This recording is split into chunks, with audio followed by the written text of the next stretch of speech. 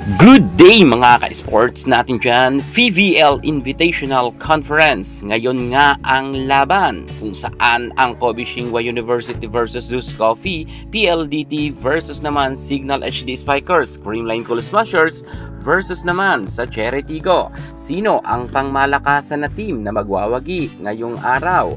Well, dito pa lang sa ating prediction, malalaman na ninyo kung sino ang mananalo. Alamin ang buong detalye. Pero bago ang lahat, kung bago ka sa aking channel, subscribe na. Click ang ating notification bell para lagi kang updated sa lahat ng issue sa volleyball. Susunod na.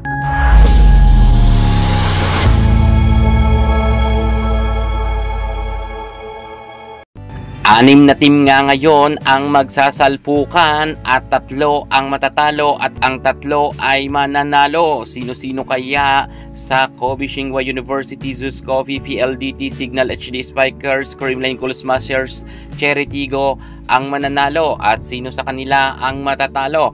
Well, yan ngayon ang ating pag-uusapan na dahil nga ang laban mamaya ay ngayon na natin bibigyan ito ng prediction kung sino ba sa kanila ang uuwing luhaan at sino ba sa kanila ang uuwing nakangiti dahil nanalo sila.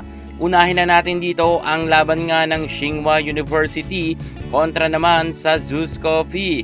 Ang dalawang team na ito ay hindi natin aasahan na talagang sila ang unang maghaharap dahil nga noon akala natin ang Ablaze ay makakaharap ang Kobe Shingwa, pero nagbago nga ang nasabi nating tapatan ngayon sa schedule sa PVL Invitational.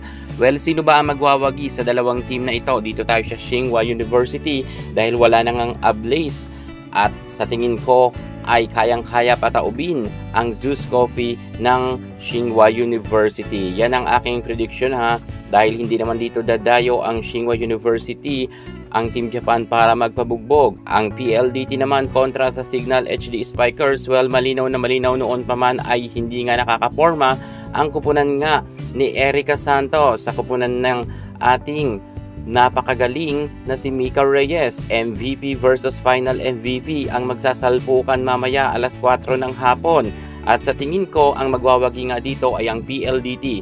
Pagdating naman sa Cherry Tigo kontra naman sa Creamline Cool Smashers, well, madalas natin na talagang nakikita na pukpukan ang labanan ng dalawang team na ito dahil noon pa man sa UAAP ng panahon ni Ara Galang at ni Alyssa Valdez ay sobrang intense na ang labanan. Pero sa dalawang team na ito sa Invitational, ang Cherry Tigo ay mabilisan tong papatiklupin ng kupunan ni Alyssa Valdez. Well, wala ditong bias ha, mas malakas talaga ang nasabi nating Creamline kung ikukumpara natin sa Cherry Tigo. At makailan beses na rin naman nagharap ang Cherry Tigo at ang Creamline at hindi nga nakakaporma talaga ang nasabi nating Cherry. Mas maraming weapon ang Creamline Cool Smashers kumpara sa kupunan nila Ara Galang at ni Abby Maranyo, kaya ang magwawagi dito ay ang Creamline Cool Smashers. Well, ito ay aking prediction lamang pero magkakatotoo yan mamaya. Watch nyo mamaya at supportahan natin ang CCS.